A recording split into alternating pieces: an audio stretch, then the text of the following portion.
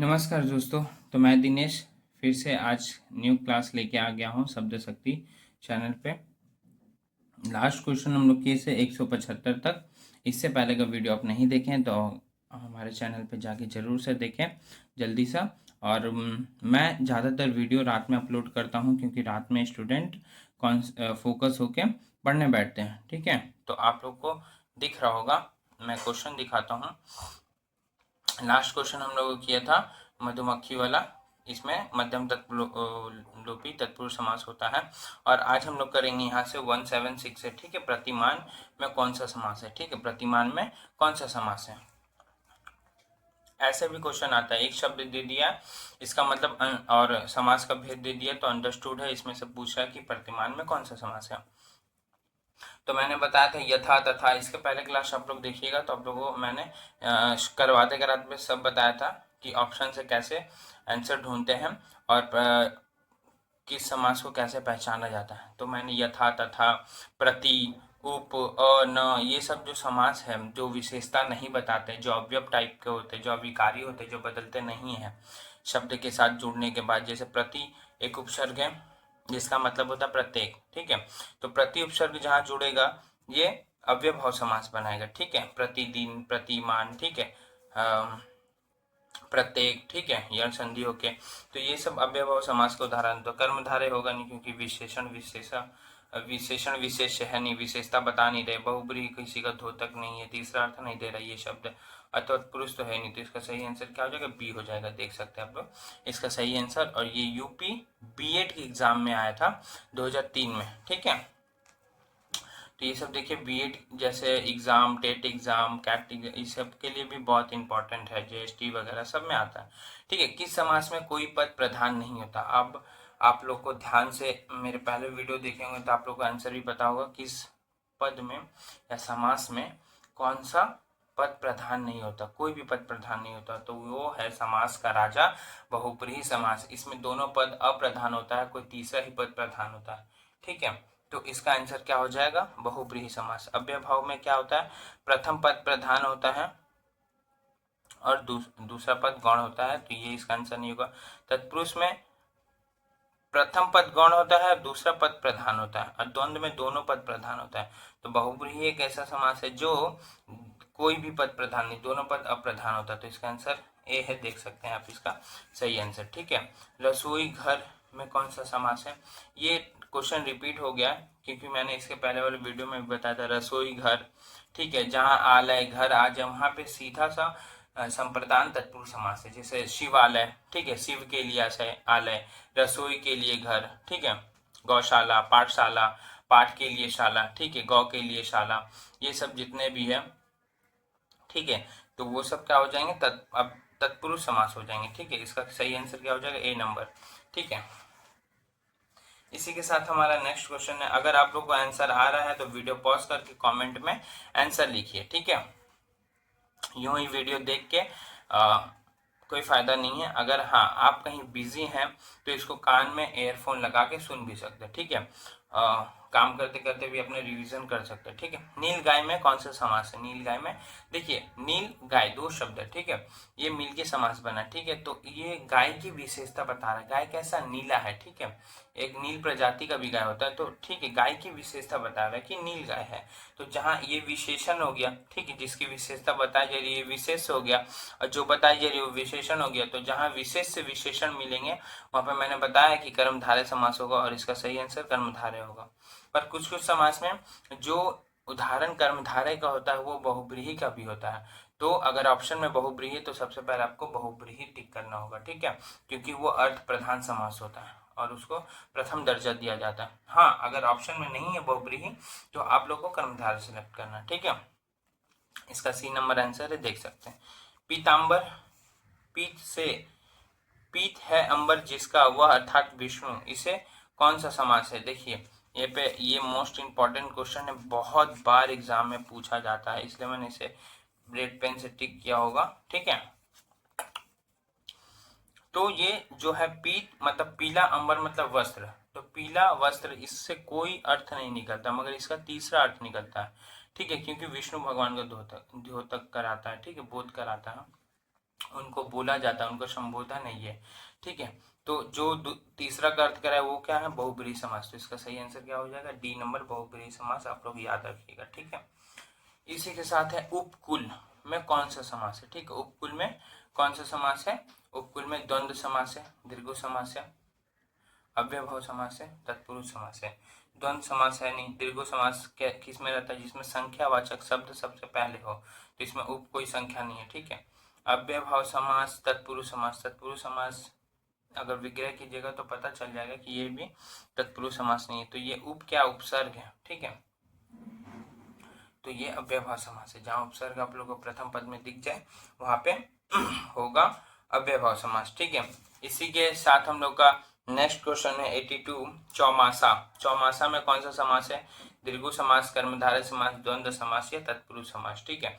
तो चौमासा मतलब 4 मासा, ठीक है। मासा मतलब महीना को बोल रहे हैं, तो 4 महीना को बात बोल रहे हैं। तो सबसे पहले क्या आ गया, संख्यावाचक आ गया। तो जहां संख्यावाचक आएगा वहां पे दीर्घ भेद हो जाएगा, ठीक है।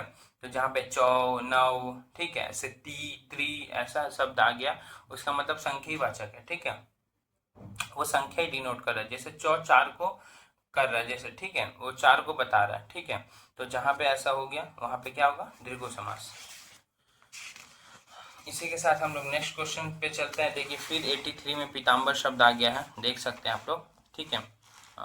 थोड़ा सा पीताम्बर शब्द आ गया है, ठीक है, क्योंकि ये बहुत बार पूछा जाता है, तो इसका बहुब्रीहि आंसर हो जाएगा, ठीक है। अगर बहुब्रीहि ऑप्शन में नहीं है तो क्या करेंगे, तब हम लोग करेंगे कर्मधारय समास ट्रिक करेंगे, ठीक है। देखिए इसके बाद है यथाशक्ति। यथाशक्ति, यथा, तथा, उप, प्रति, मैंने बता दिया जहां भी आपको देखने मिले, और इसका विग्रह होता है शक्ति के अनुसार, तो आपको अव्ययभाव समास मानना है। इसका आंसर सी है, आप देख सकते हैं, ठीक है। इसके बाद नेक्स्ट क्वेश्चन है 185 नंबर। तो इसका जब दो शब्द समास बनकर तीसरे शब्द का विशेषण बन जाए तो क्या कहलाता है, ठीक है। जब जैसे अभी पीत प्लस अंबर, पीत और अंबर, पीला और वस्त्र, जो जब मिल के दो शब्द मिल के विष्णु का विशेषण बन जा रहा है तो कौन सा समास बनता है, ये आप लोग बताइए। ये बहुब्रीहि बनता है, ठीक है। दीर्घ है नहीं क्योंकि इसमें संख्या का बात नहीं है। द्वंद्व, तो ये जब दो शब्द मिलके तीसरा का विशेषण बन जाता है, जो ये बहुब्रीहि समास होता है। इसका सही नंबर सी है, ठीक है। ये 2004 में आ चुका है ये सवाल, ठीक है। चराचरम में कौन सा समास है, चराचरम में कौन सा समास है, देख सकते हैं। ये सब इंपॉर्टेंट क्वेश्चन है, इसलिए मैंने टिक भी किया इसको। चराचरम में कौन सा समास है, तत्पुरुष समास है, बहुब्रीहि समास है, द्वंद्व समास है या कर्मधारय समास है। तो ये चराचरम अर्थात जगत को बोला, ये जगत की विशेषता बताइए, कर्मधारय समास है, ठीक है। इसी के साथ हम लोग नेक्स्ट क्वेश्चन में चलते हैं। चंद्रशेखर, ठीक है। चंद्रशेखर, चंद्रशेखर किसे बोला जाता है आप लोग जानते हैं, ठीक है। आशुतोष, शशांक शेखर, ठीक है। चंद्रशेखर, तो ये शिव का द्योतक होता है, तो इसमें भी बहुब्रीहि समास होगा, ठीक है। इसी के साथ हम लोग का नेक्स्ट क्वेश्चन है दिन रात, माता पिता, ठीक है। यहाँ जैसे भी विलोम शब्द आ जाएगा तो दिन रात में कौन सा समास है, दिन रात जहाँ विलोम शब्द आ जाए वहां पे मैंने बताया था वहां पे कौन सा समास होता है, इसमें दोनों पद प्रधान होता है, और जिसमें दोनों पद प्रधान होता है वो द्वंद्व समास का उदाहरण होता है, ठीक है। तो दीर्घ नहीं होगा, व्यवहार नहीं होगा, कर्मधारय नहीं होगा, तो इसका सही आंसर ए नंबर है, ठीक है। भाई बहन, माता पिता, ठीक है। जो विपरीत शब्द बताता हूँ वहां पे द्वंद्व समास, डी नंबर टिक कीजिए, ठीक है। यहाँ सी होगा एक्चुअली, यहाँ पे मिस प्रिंट हो गया, जैसे ए बी सी और डी होगा, ठीक है। तो आंसर इसका द्वंद्व समास होगा, ठीक है। 10 मुख, ठीक है। 10 मुख में कौन सा समास है, 10 मुख, 10 है मुख जिसका, ठीक है। तत्पुरुष समास है, बहुब्रीहि समास है, और द्वंद्व समास है, बहुब्रीहि समास है। तो इसका सही आंसर क्या हो जाएगा, बहुब्रीहि समास। हम लोग रावण को दशानन, 10 मुख, ये सब उसका बोध करा था, ठीक है। और यथाशक्ति में कौन सा समास है, यथाशक्ति में अभी बताया मैंने, ये क्वेश्चन कितना बार आ रहा है, 3-4 बार आ चुका है, तो एकदम मोस्ट इंपॉर्टेंट है, ठीक है। तो यह है अव्ययभाव समास, इसका आंसर डी है, ठीक है। इसका आंसर डी है, ठीक है। देशभक्ति, देश के लिए भक्ति के लिए आ गया तो संप्रदान तत्पुरुष समास। तो यहाँ पे उतना डीप में पूछा नहीं है, संप्रदान है अप्रदान है क्या है, तो डायरेक्ट इसका आंसर ए नंबर होगा, ये तत्पुरुष समास का उदाहरण है, ठीक है। ए नंबर इसका आंसर होगा, आप देख सकते हैं। ठीक है। इसी के साथ हम लोग आते हैं नेक्स्ट क्वेश्चन 193 में। 193 में है हस्तलिखित, मतलब हस्त के द्वारा लिखित। ठीक है, इसमें जो भी विग्रह करते समय आपको कारक चिन्ह मिल जाए वहाँ तत्पुरुष समास होगा। इसका सही आंसर बी हो जाएगा। ठीक है, इसी के साथ त्रिनेत्र, त्रिनेत्र शब्द को अलग कीजिए। त्रि मतलब होता है तीन, नेत्र मतलब होता है आंख। ठीक है, तो जिनके तीन आंख हो वो, अब यहाँ पे देखिए मामला यहीं पे फंसता है। अब बोलिएगा सर आपने तो बताया है कि जहाँ पे संख्यावाची हो प्रथम में, तो आप डायरेक्ट उसको द्विगु टिक आउट कर दीजिए। मगर मैंने इससे पहले भी बोला था कि बहुब्रीहि समास का राजा है, वो जहाँ खड़ा होगा वो सबसे पहले आएगा अगर वो ऑप्शन में है। ठीक है, तो त्रिनेत्र जो है शंकर भगवान का द्योतक है, बोध कराता है, और ये अर्थ प्रधान है। दो शब्द मिलके किसी तीसरा का बोध करा, त्रि और नेत्र, तीन और आंख, इससे किसी शिव भगवान का बोध होता है। तो अगर यहाँ पर ऐसा मामला आए तो सबसे पहले ऑप्शन में आपका बहुब्रीहि है, तो बहुब्रीहि इसका आंसर होगा। हाँ, अगर बहुब्रीहि नहीं है तब आपका आंसर हो जाएगा दीर्घ समास। ठीक है, तो इसका बी नंबर आंसर आप देख सकते हैं। भरपेट मतलब पेट भरकर, पेट भरकर। ठीक है, तो इसका सही आंसर हो जाएगा अव्ययभाव समास। ठीक है, भर ये भी एक प्रकार अव्यय है। ठीक है, भर पेट। ठीक है, आनंद। नेक्स्ट क्वेश्चन है 196 आनंद मुख। आनंद मुख में कौन सा समास है?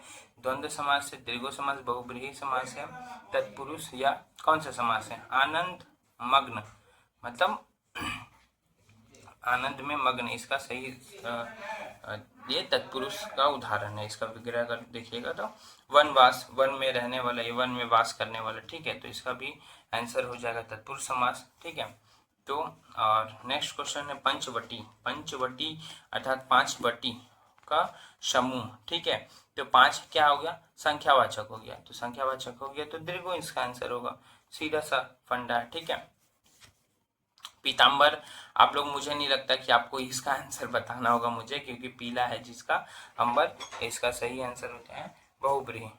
और आज का लास्ट सवाल नरोत्तम है, और तो इसका ऑप्शन देख सकते हैं आप लोग क्या होगा? द्वंद्व समास, अव्ययभाव समास, तत्पुरुष समास, कर्मधारय समास।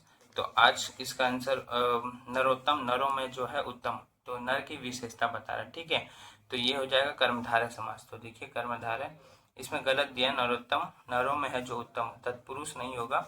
इसका सही आंसर डी विकल्प होगा, कर्मधारय समास। ठीक है, नरों में जो है उत्तम, नरोत्तम। तो आज का वीडियो हम लोग 200 तक रखते हैं। नेक्स्ट वीडियो में फिर 25 से 30 सवाल लेंगे, क्योंकि धीरे धीरे रे मना धीरे से कुछ होए, अब मालिक सींचे 100 घड़ा ऋतु आय फल होए। तो हम लोग धीरे धीरे अपने अभ्यास को और प्रगाढ़ बनाते जाएंगे, और ऐसे ही हिंदी के सभी विषयों पर, सभी व्याकरण के सब्जेक्टों पर, विषयों पर, टॉपिक पर, सभी चैप्टर्स पे हम लोग अभ्यास करेंगे। और अभ्यास करते करते आज हम किसी दिन डिवीजन ले जाएंगे, क्योंकि कहता है रिवीजन इज अ डिवीजन। तो मिलते हैं नेक्स्ट वीडियो में, तब तक के लिए धन्यवाद।